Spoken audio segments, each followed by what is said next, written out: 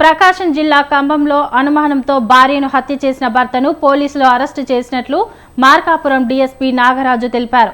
సాదుమియా వీధిలో ఉండే అంజలి శివరంగయ్యకు 25 ఏళ్ల క్రితం పెళ్లయింది.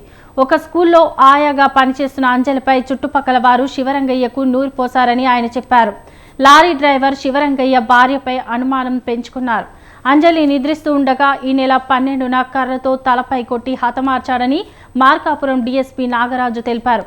కంబం సీఐ మల్లికార్జున, ఎస్ఐ నరసింహారావు శివరంగయ్యను అదుపులోకి తీసుకున్నారని చెప్పారు. కేసు నమోదు చేసి రిమాండ్కు తరలించినట్లు నాగరాజు వెల్లడించారు. తర్వాత శివరంగయ్య అని ఒక లారీ డ్రైవరు ఇక్కడ సాదుమియా వీధిలో ఉంటాడు.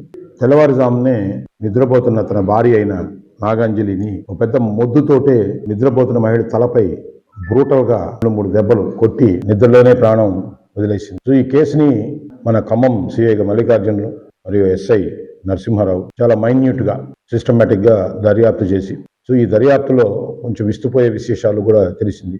ఆల్రెడీ వాళ్ళది చాలా క్యారెక్టర్ మీద ఆయన వాళ్ళ భర్త అనుమానించి ఏదో మాట అన్నారని, ఈ భార్య చాలా పరిచయాలు ఎక్కువగా ఉన్నాయి బయట అని ఒక మాట, తన భార్య అసలు నాకు దక్కుద్దో లేదో వేరే రిలేషన్స్ లో వేరే వాళ్ళతో సాన్నిహిత్యంగా ఉందని ఒక అపోహపడి అది పగగా పెంచుకుని ఎట్లాగైనా చంపేయాలని ఉద్దేశంతో కొంతకాలంగా ఆలోచిస్తూ, సో అది ఎలా చంపాలని ఒక పథకం ముందుగానే రచించుకొని ముందే చంపాలని నిర్ణయం తీసుకుని రోజు కూడా మళ్ళీ వాళ్ళు భోజనాలు చేసుకుని ప్రశాంతంగానే పడుకున్నారు. ఏమి గొడవలు ఏమి జరగకుండానే అంత బాగా నమ్మించి ప్రశాంతంగా నిద్రపోయే భార్యని తెల్లవారుజామునే లేచి నిద్రపోయే మహిళని తను పథకం ప్రకారం అనుకున్న కట్టెని తీసుకుని బ్రూటల్ గా ఆ తల మీద కొట్టి